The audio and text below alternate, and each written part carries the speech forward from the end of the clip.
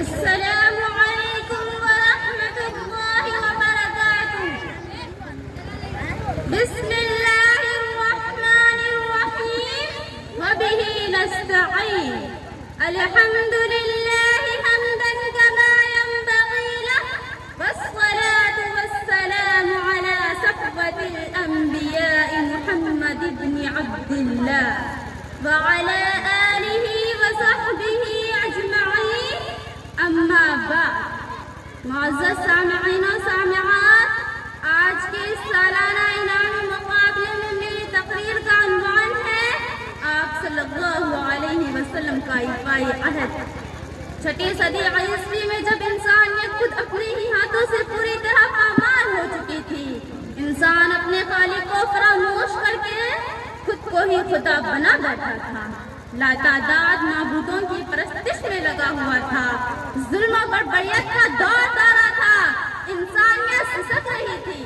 تبھی رب کریم کو اس بھٹکتی دنیا پر رحم آیا اور اس نے اس بھٹکتی دنیا کو ایسی مشعل عطا کی جس سے یہ تیر و تاریخ دنیا روشن ہو گئی۔ معزز سامعین و سامعات، وہ مشعل ہدایت کوئی اور نہیں بلکہ اللہ کے پیارے رسول خیر البشر حضرت محمد صلی اللہ علیہ وسلم تھے۔ کتنی مبارک تھی وہ صبح سعادت جس میں آفتاب حق عرب کے سیاہ افق پر جلوہ افروز ہوا، فضائیں آسمانے کی تاریکی نور میں تبدیل، رات نے دین کا لباس پہنا اور آسمان نے زمین کے کان میں دلی مبارکباد پیش کی، کیونکہ اب اس زمین و فلک کی تاریخ فضا کو منور کرنے والی ہستی اس زمین پر قدم رکھ چکی تھی۔ یہ کس نے پاؤں رکھا ہے کہ چشمے اہل بینش میں، یہ کس نے پاؤں رکھا ہے کہ چشمے اہل بینش میں، بلندی میں فلک سے بھی کہیں بڑھ کر زمین نکلی۔ میرے عزیز بھائیوں اور بہنوں، آپ صلی اللہ علیہ وسلم کی صفات اور آپ صلی اللہ علیہ وسلم کے اخلاق و کردار کے بارے میں کیا کہنا؟ آپ صلی اللہ علیہ وسلم کی صداقت، آپ صلی اللہ علیہ وسلم کی وفاداری، آپ صلی اللہ علیہ وسلم کی ایمانداری، اللہ آپ صلی اللہ علیہ وسلم جو بات اپنی زبان مبارک سے کہتے اسے پورا کرتے، جو وعدہ کرتے اسے تکمیل تک پہنچاتے، خواہ اس میں اپنا نقصان کیوں نہ ہو۔ آپ صلی اللہ علیہ وسلم نے قول و قرار کی پابندی کی جو مثال قائم کی ہے وہ انسانی تاریخ کا روشن اور تابناک باب ہے۔ نبی کریم صلی اللہ علیہ وسلم نے فرمایا، جو اپنے عہد کا پابند نہیں اس کا دین میں کوئی حصہ نہیں۔ گویا حضور صلی اللہ علیہ وسلم کے ارشاد کے مطابق عہد شکنی اور وعدہ خلافی ایمان کے ساتھ جمع نہیں ہو سکتی۔ معزز سامعین و سامعات، آج اگر ہم اپنے معاشرے پر نظر ڈالتے ہیں تو حال یہ ہے کہ ایک حکومت کی دوسری حکومت کے ساتھ خوشگوار تعلقات ترقی کے لیے لازمی ہیں، مگر غرض و مقاصد پورے ہونے کے بعد ان معاہدے کی دھجیاں اڑا دی جاتی ہیں۔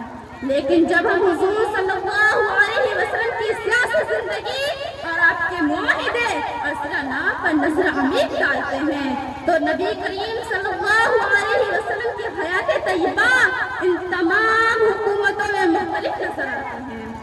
آپ صلی اللہ علیہ وسلم کے معاہدے اور ان کی ایفا میں کسی طرح کی کمی اور خامی نہیں ہوتی تھی، بلکہ آپ صلی اللہ علیہ وسلم کا نفس جھوٹ سے مبرہ منزہ شیشے کی طرح صاف و شفاف دمکتا ہوا نظر آتا ہے۔ حاضرین و حاضرات مجلس، آج سے 1400 سال قبل نبی کریم صلی اللہ علیہ وسلم نے ایفائے عہد کی جو مثال قائم کی تھی، آج پھر زمانہ اس کے لیے مسترد ہے۔ افسوس کہ آج ہم ان اوصاف سے محروم ہو گئے جو ہماری پہچان تھی۔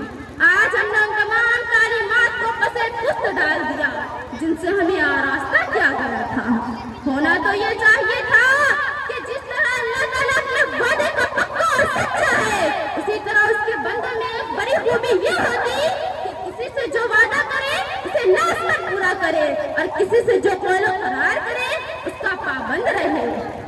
سمندر اپنا رخ پھیر دے تو پھیر دے، پہاڑ اپنی جگہ سے ٹل جائے مگر کسی مسلمان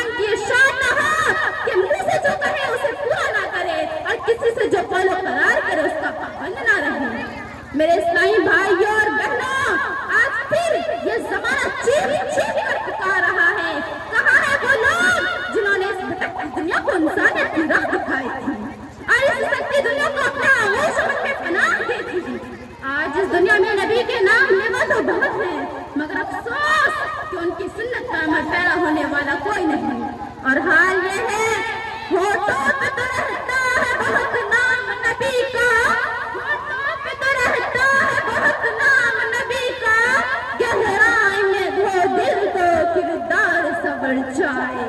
اللہ تعالیٰ ہم سب کو نبی کریم صلی اللہ علیہ وسلم کے اخلاق حسنہ سے آراستہ و پیراستہ ہونے کی توفیق عطا فرمائے، آمین۔ وآخر دعوانا ان الحمد للہ